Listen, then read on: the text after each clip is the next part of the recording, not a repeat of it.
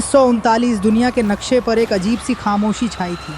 लोग हंस रहे थे, बच्चे खेल रहे थे, लेकिन परछाइयों में एक दानव धीरे धीरे जाग रहा था। हवा में बारूद और खून की गंध तैर रही थी। लाखों इंसान अपने अपने घरों में थे, लेकिन उन्हें जरा भी अंदाजा नहीं था कि अगले कुछ सालों में उनकी दुनिया राख में बदलने वाली है।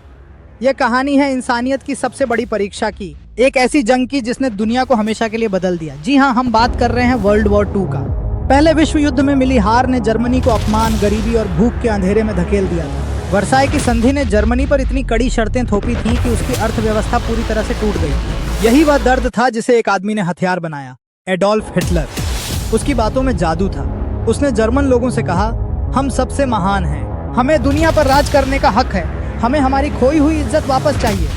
लाखों लोग उसकी बातों में बह गए। उसकी आंखों में एक आग थी, दुनिया को जलाकर राख करने की आग। धीरे धीरे हिटलर ने अपनी ताकत बढ़ाई और अपनी पार्टी, नाजी पार्टी को सत्ता में ले आया। उसने एक बात फुसफुसाते हुए कही, युद्ध होगा और ये युद्ध पूरी इंसानियत की हड्डियां तोड़ देगा। हिटलर ने कैसे जर्मनी की अर्थव्यवस्था को सुधारा, लोगों को नौकरी दी और उन्हें राष्ट्रवाद का नशा पिलाया। उसने आर्यन नस्ल की श्रेष्ठता का सिद्धांत फैलाया और यहूदियों के खिलाफ नफरत का जहर फैलाना शुरू किया। जर्मनी में सैन्य तैयारी शुरू हो गई, लेकिन बाकी दुनिया ने इसे अनदेखा किया। उन्हें लगा कि यह सिर्फ जर्मनी की आंतरिक राजनीति है, लेकिन हिटलर के दिमाग में एक और नक्शा था यूरोप को जीतने का। 8 सितंबर सुबह पोलैंड की धरती कांप उठी। यह एक चौंकाने वाला हमला था, जिसे ब्लिट्ज़क्रिग बिजली की तेजी से किया गया युद्ध कहा गया। जर्मन टैंक लोहे के अजगर की तरह शहरों को रौंदते चले। हवा में जहाज़ों का शोर गूंजा और फिर आसमान से बम बरसे। पोलैंड के गांवों में औरतें चीख रही थीं, बच्चे भाग रहे थे और जवान लड़के अपनी पुरानी बंदूकों से टैंकों का सामना करने की कोशिश कर रहे थे। लेकिन क्या वे इस आधुनिक और तेज हमले का सामना कर सकते थे?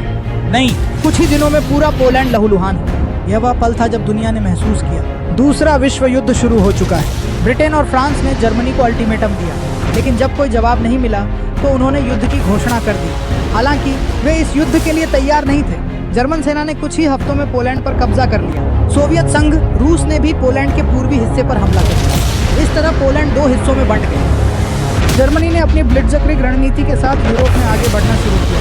उन्होंने बेल्जियम और नीदरलैंड पर हमला किया और फिर फ्रांस पर। फ्रांस के लोग सोच भी नहीं सकते थे कि उनकी सेना इतनी जल्दी हार जाएगी। फ्रांसीसी सेना को लगा कि मैजिनॉट लाइन नाम की उनकी सुरक्षा दीवार उन्हें बचा लेगी, लेकिन जर्मन सेना ने उसे बाईपास कर दिया। फ्रांस की सड़कों पर टैंक गरज रहे थे, लोग भाग रहे थे, चर्च की घंटियां बज रही थी। 1940 में पेरिस पर कब्जा हो गया। पूरा यूरोप एक मौत के खेल का मैदान बन चुका था। यह ब्रिटेन के लिए एक बड़ा झटका था, क्योंकि अब वह अकेला बचा था। डनकर्क की कहानी, जहां हजारों ब्रिटिश और फ्रांसीसी सैनिकों को बचाया गया। हिटलर की जीत का जश्न और उसका विश्वास कि कोई भी देश अब उसे रोक नहीं सकता। यूरोप के अधिकांश हिस्से पर नाजी कब्जा हो चुका था। 1940 हिटलर ने अपनी आंखें इंग्लैंड पर गड़ा दी।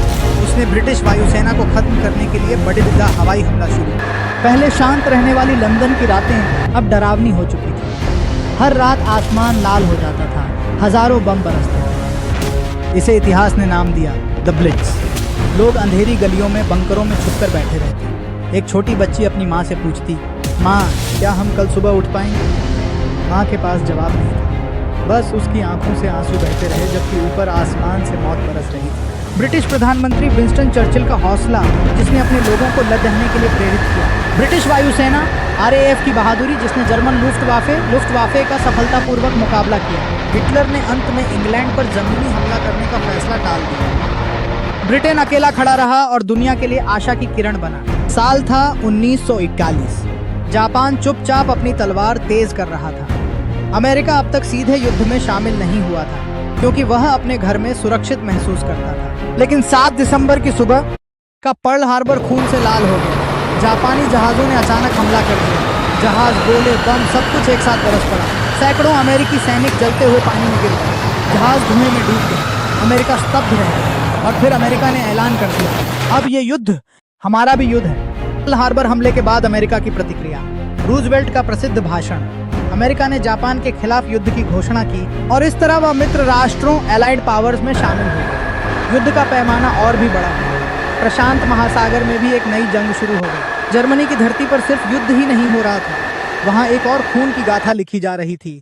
Concentration camp. यहूदी और कैदी ट्रेन में भर भर कर लाए जाते। उनकी आंखों में सिर्फ डर और सवाल होता, क्या हम बच पाएंगे? लेकिन उनका स्वागत बंदूक की नोक। पर होता। हजारों लोगों को गैस चैम्बर में धकेल दिया जाता, बच्चों तक को नहीं छोड़ा गया। इतिहास इसे कहता है होलोकॉस्ट।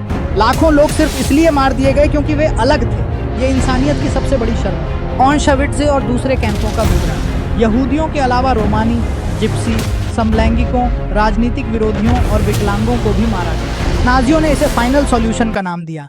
यह मानव इतिहास का एक काला अध्याय है। 1941 में हिटलर ने रूस पर हमला कर दिया। उसे लगा कि वह आसानी से जीत जाएगा। उसने इसे ऑपरेशन बारबरोसा का नाम दिया। लेकिन रूस की धरती इतनी आसान नहीं थी। जर्मन सेना ठंड के लिए तैयार नहीं थी। बर्फ, ठंड, भूख। जर्मन सैनिक जमते हुए बर्फ में मरने लगे। उनकी मशीनें ठंड से रुक गईं। रूस के लोग हर गली, हर घर से लड़ रहे थे। युद्ध का नाम पड़ा स्टालिनग्राद की लड़ाई। यह लड़ाई इतनी भयानक थी कि सड़कों पर खून नदियों की तरह बह रहा था। स्टालिनग्राद की लड़ाई कैसे युद्ध का निर्णायक मोड़ बनी? जर्मन सेना की हार, हिटलर की पहली बड़ी हार, रूसी सेना का पलटवार, जिसने जर्मन सेना को वापस बर्लिन की ओर धकेलना शुरू कर दिया। 1944 में नॉर्मैंडी के समुद्र तट पर एक नया इतिहास लिखा गया। यह था डी डे। हजारों सैनिक समुद्र से उतरे। गोलियां बरस रही थीं, आसमान लाल था, लेकिन सैनिक आगे बढ़ते गए। उनके दिल में सिर्फ एक ही बात थी, आज अगर हम रुके तो आने वाली पीढ़ियां गुलाम होंगी। यह पल था जब जर्मनी की हार तय हो।